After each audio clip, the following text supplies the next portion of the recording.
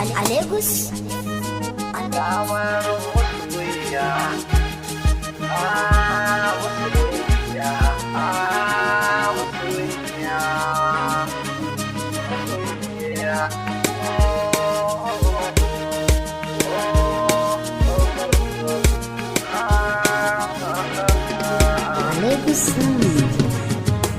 Ma ina santa ita wa tana suna, mahaifiyar tana suna, har ƙannan tana suna, sai babanta mai suna shi ne ke ta sukana, yana taɓa cina kuma babu laifina.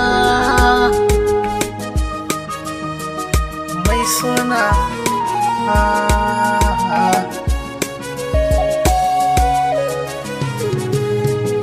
wadiyar shi na sona ita ke take ta faɗa man kai haƙuri masoyina, shi arziki na Allah ne, ni dai ina son ka mafi yawa kalamanta, ke sai ta ruhina na ne na ta beginta. So da kauna ne duk sani taron muna tare da ni da mai suna, muna ta shan ƙauna sai ya fi sanda a gefe na, me ya kawo kuduna sai ke rata yau kansa, da niya na dukansa sai na ga an rike mata hannu,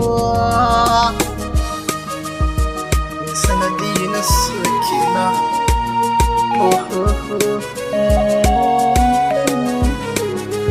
wai ashe har da amfanta shi ne sa aka wani ya caje a ɗaure ne kerar tana kuka, da sanda da duka na sun kai ni sun kulle kuma babu laifina, so da ƙauna ya saka.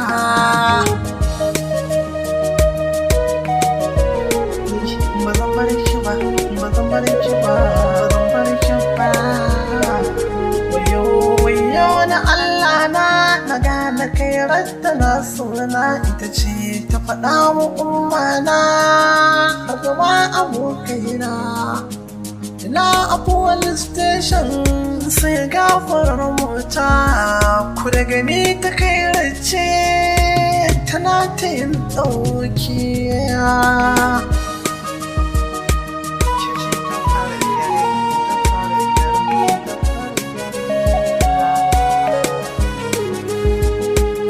Ta yi buɗewa sai ta yi kaina da gudu hawaye a fuskarta, tana kai haƙuri masoyina, kadara tana zowa a rayuwa ka aunawa, ni dai ina son ka ba mai raba ni da kai, na san ta.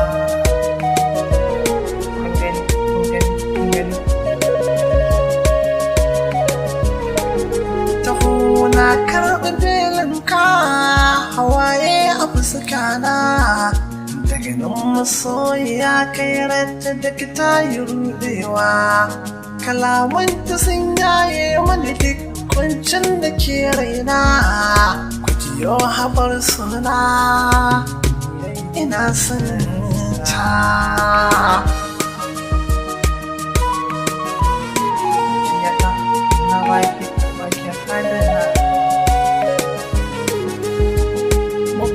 Da kai ne sai na ga ummana, ashe har da maman kairat a kaina suka yi zuwa, mahaifiya ta kairat ce ta faɗi ta koya ka yaro na, babanta ya janye kuma ni na waka kairat ne.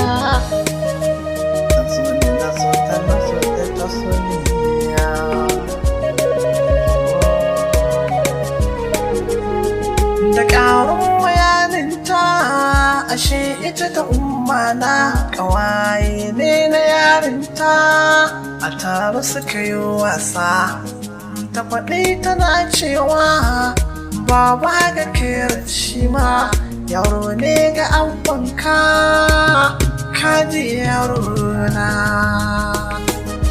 Ke ce farin ciki na, ke ce damuwata, ke ce maganin dukkan matsalata da zan barke ba da dukkan raba. Farin ciki ya kama ni na kama ummana sanajiyo ana tafi wai ashe ma abokai ne ya Usmani ra'ayi ne da shi da ke yar suna tare. Usmani yana a tsaye shi kwana mala na ɗauke